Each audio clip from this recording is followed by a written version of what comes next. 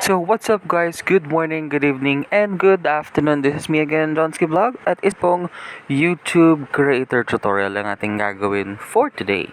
So meron pong nagtanong sa akin paano daw ba maglagay ng harang or ng yun nga sinasabi na parang revenue or ads sa ating sa ating bahay or channel. So una po, punta kayo sa iyong studio or YouTube studio account. Next, make sure na ito pong katabi ng visibility, monetization, lahat po yan, yung dollar sign na yan dapat naka-on.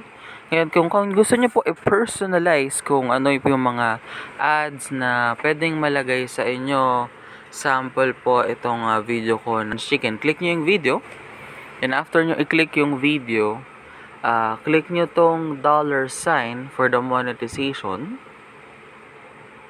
and then ayan po, pwede na po kayong pumili ng mga ads na pwede nyong ilagay. Pwede kayong pumili sa display ads, overlay ads, sponsored cards, skippable video ads, non-skippable video ads.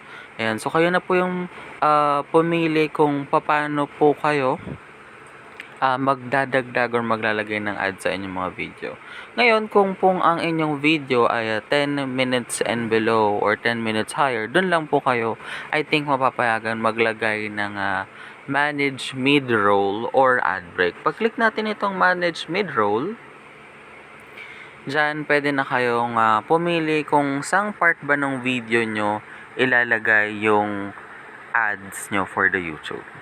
So, this is me again, guys, Johnsky Vlog. Thank you so much for supporting my another YouTube tutorial video. Please don't forget to hit the subscribe button, the like icon, and the share icon so you're always updated with all my video uploads. Have a good day.